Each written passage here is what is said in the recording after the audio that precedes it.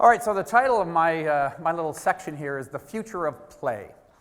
We've heard a lot today from a lot of the speakers about video games and how they can be used and how iPads have changed the world, and they have. But what's the future going to be like? You know, when you think about iPads 5 years ago, there wasn't an iPad. Steve Jobs sort of held it up and called it something that you could read your emails in bed. And it's really transformed the world. But what's the future going to look like? What's going to happen 5 years from now or 10 years from now with play?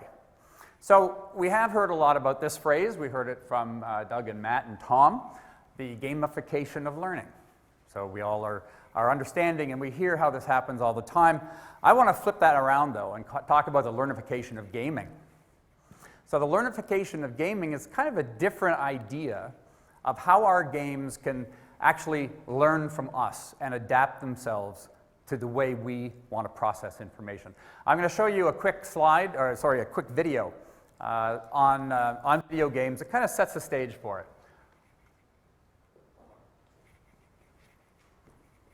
Video games provide a fun escape from reality, though they're often portrayed as violent, lazy, and a waste of time by some. The debate has raged on for years. So are there any positive effects? Can video games actually make you smarter? Before we get ahead of ourselves, it's important to note that too much of anything is bad. Even broccoli. Seriously, extremely high doses of broccoli can actually be toxic. Heck, even water toxicity exists. So if you binge and do nothing but play video games, the risks probably outweigh any benefits. In fact, we have an entire video devoted to what would happen if you stopped going outside and the negative effects of sitting, link in the description. Having said that, many studies have actually shown increases in cognitive function after playing video games. One study in particular had participants play Super Mario 64 for 30 minutes a day over 2 months. Afterwards, the brains of these participants saw an increase of gray matter in areas associated with memory, strategic planning, and fine motor skills of the hands compared to those who had not played. These are particularly encouraging results for mental disorders which cause these brain regions to shrink, using video games as a therapy. Surprisingly, action games can also increase attention to detail in individuals. Take a look at the following words on screen and yell out what color the word is as fast as you can. So, green, blue, orange. Okay, now try a bit faster without me.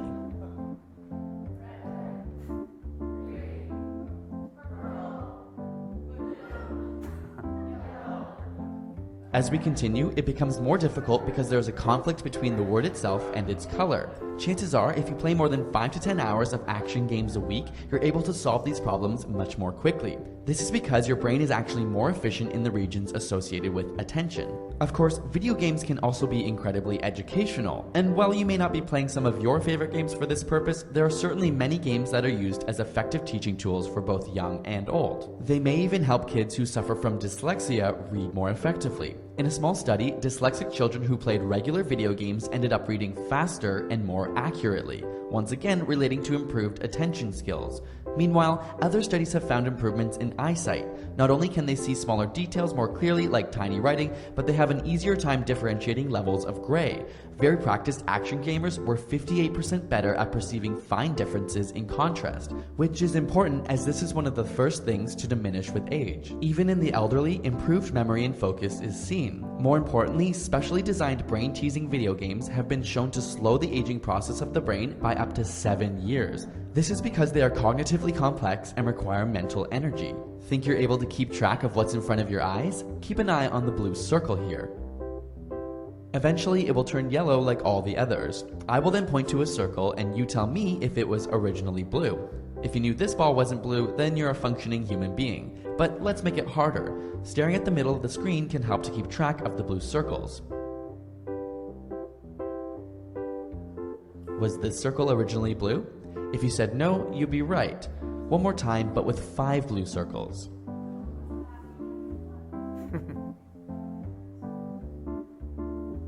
Was this one originally blue?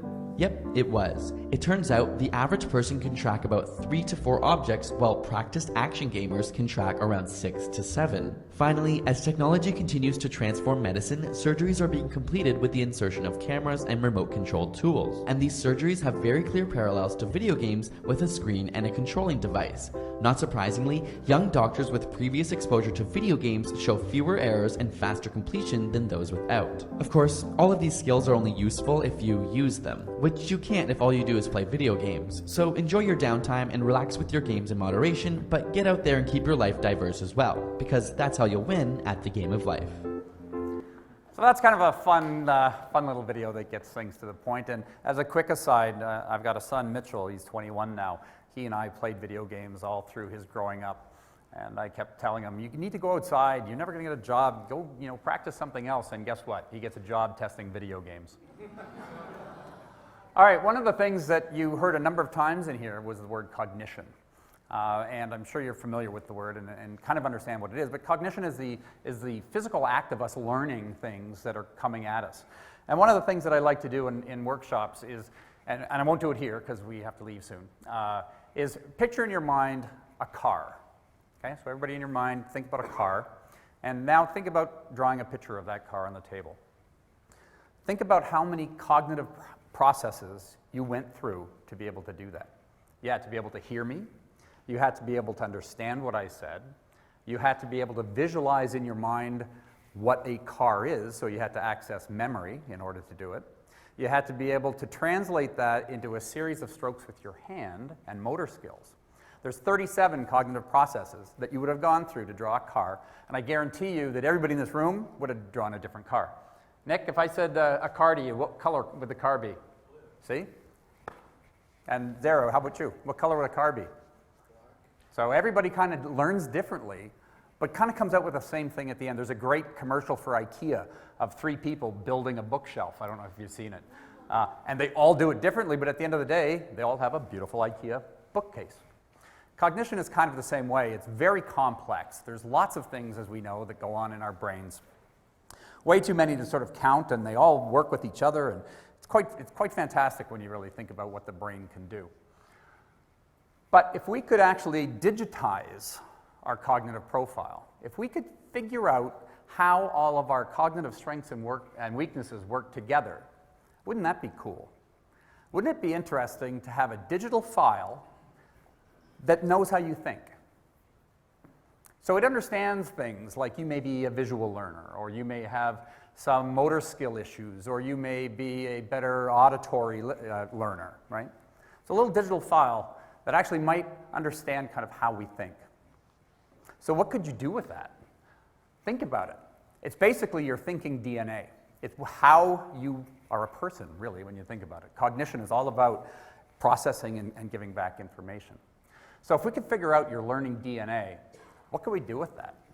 And how much fun would it be if our digital environment changed itself to the way we learn?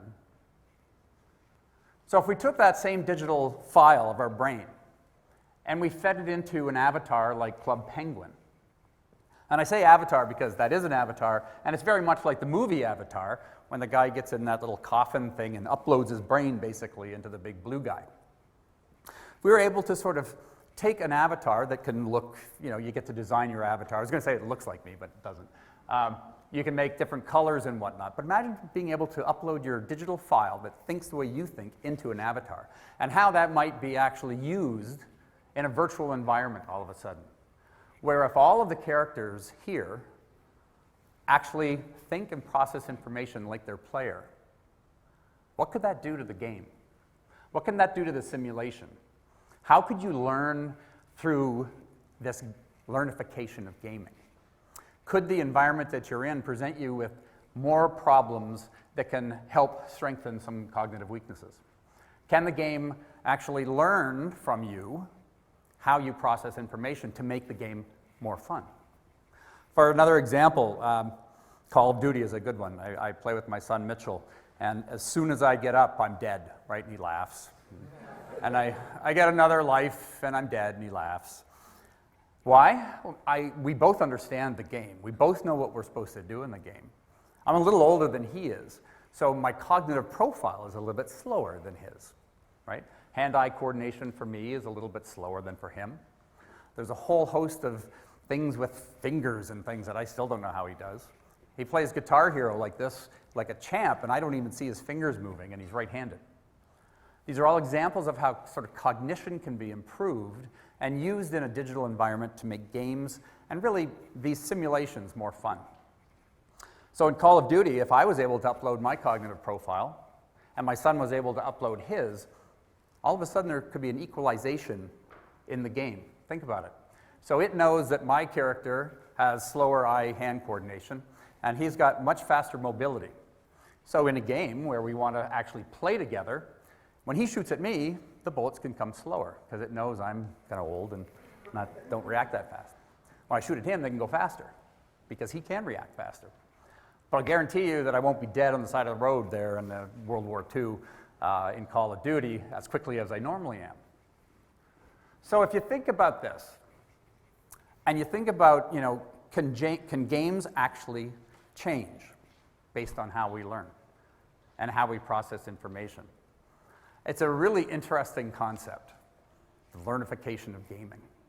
Games that learn from us. And if they can learn from us, why can't they position themselves and present themselves back to us the same way that we learn? We talk about e-learning, which is really one of my backgrounds from my company in a previous life. Talk about e-learning being differentiated learning. You can pause, you can stop, you can replay. It's not differentiated because we all would take it the same way.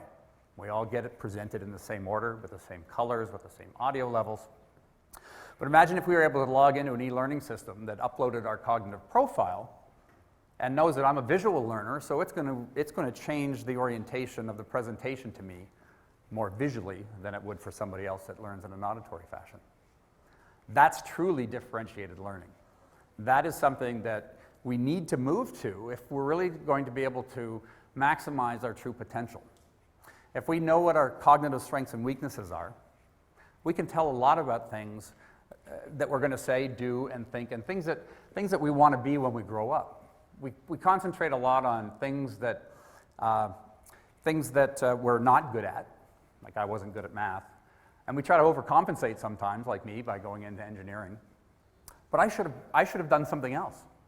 I should have built on my strength. When I was a kid, I used to write plays and write songs, and then I went into engineering because I overcompensated, and that sucked the creativity right out of me. It's taken me this long for it to kind of come back. So this concept really is, in the future, can technology change to the way we need it to be? And I think on that note, it's snowing out, so everybody's in their mind saying cognitively, we have to get out of here. I want to thank everybody for listening. Thank you.